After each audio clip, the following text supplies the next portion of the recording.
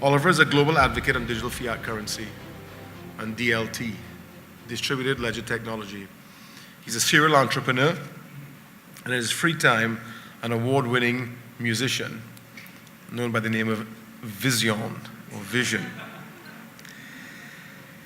He's championed educational and policy-making discussions at the UN, MIT, the Commonwealth Secretariat, the CDB, and Columbia University, among others. He's a member of the Financial Inclusion Global Initiative. It's a Bill and Melinda Gates Foundation project launched in collaboration with the World Bank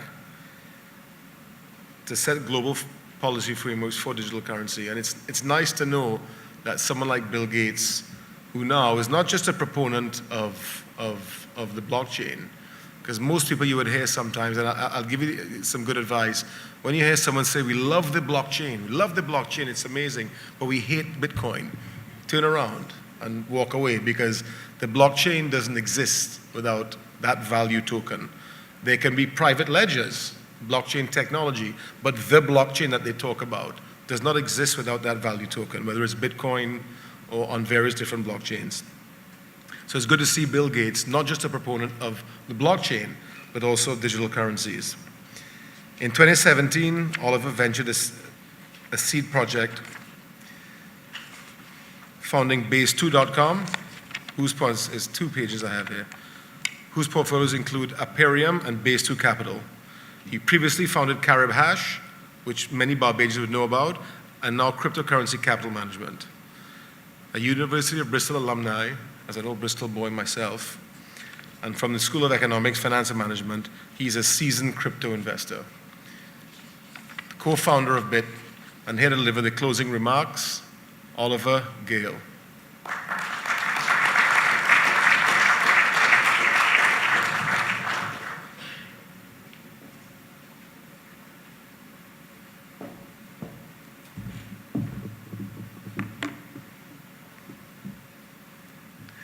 I learned that courage was not the absence of fear, but the triumph over it. The brave man is not he who does not feel afraid, but he who conquers that fear. Nelson Mandela. Distinguished heads of state, honorable ministers, guests, speakers, and comrades in this journey of economic empowerment. This, our second Central Bank Meets Blockchain conference, has been characterized by courage and leadership. And I have never been more proud to be a Barbadian or an ambassador of BIT. On behalf of BIT and the sponsors of this conference, it is my pleasure to make the closing remarks. And I'd like to thank the organizers at BIT who have made this transformative event possible.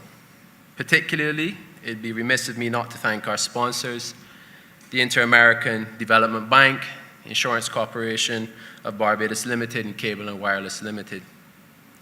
We heard today of blockchain as the technology which changes the way that value flows globally in the same way that the internet changed the way that information flows globally. To borrow from my co-founder, Gabriel Abred, BIT's mission is ground up. It is inclusive of all people, all banks, and all businesses. Our CEO, Senator Roddy Adams, spoke this year being one of partnerships and growth for BIT. Many strides have been made in launching M-Money with local and international partners and global payment solution providers. With best-in-class compliance, BIT Stack uses machine learning and biometric authentication to offer a compliance service which is unrivaled. There was a call from Roddy Adams for open banking in Barbados, for cooperation between fintech providers and banks, and also for an opportunity to compete. To take it one step further, ladies and gentlemen, it is imperative that the Caribbean develop its own national and regional payment system as a question of sovereignty and of independence, knowing that all of our banks are themselves beholden to correspondent banks. One only had to listen to the comments of Raja, chief economist of Montserrat, to see how important a national payment system becomes. Of course, Ladies and gentlemen, there was a momentous message delivered by Prime Minister Mia Mottley. In a nation that has been robbed of a decade of growth, the Prime Minister stated that her administration has been firstly focused on stabilizing the Barbadian economy, which is now the third most indebted nation on earth. However, as her government's manifesto has stated, transformation is the next step.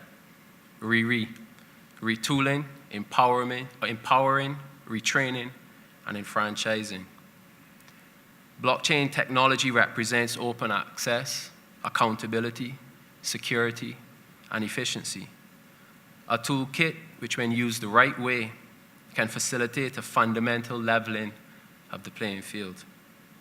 In the spirit of these values, the Prime Minister announced that the Financial Services Commission and the Central Bank of Barbados, along with BIT, will work on a pilot to create a digital fiat currency for the Barbados economy under her leadership, not because it is easy, but because it is necessary. As is also right, the BIT pilot will be judged on its merits, and on its merits alone. Furthermore, the Financial Services Commission announced that work is being done to create a sandbox regulatory environment which will allow for experimentation, innovation, and competition under the supervision of a regulator. Hugely progressive moves made today.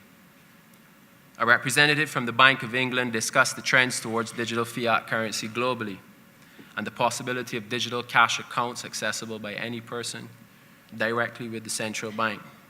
There are so many possibilities and so much good that can be done with blockchain technology and financial technology.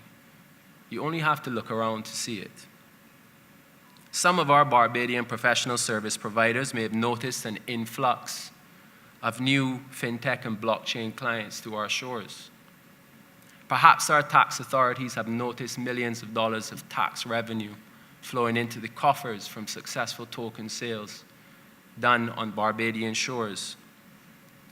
Our academics maybe will have read global publications such as the World Bank, United Nations make reference to this small blue Barbadian company making waves with digital fiat currency. By my count, there are hundreds of jobs that have been created in Barbados through the attraction of fintech and blockchain companies to these shores. And students at the University of the West Indies have partaken in courses led by some of the greatest cryptographic minds in this space to learn how to program their own distributed ledger applications. I ask, how has all of this been achieved? Catalyzed through the efforts of one bit-sized blip on an island which itself is a blip on the globe. We have done all of this so far unhindered, but also unhelped. I am truly excited to see what will happen now with a visionary and supportive Barbadian government, and I'm really excited to see what we can do as a nation of Caribbean people, one people. Leaders are those who pave the roads for others to follow, the Prime Minister said. I'd like to affirm to the audience here today that we will continue to lead in our work, in our homes, and in our lives. To all those who have joined us from far and wide, and from these shores too, thank you for joining us, and we look forward to seeing you again next year.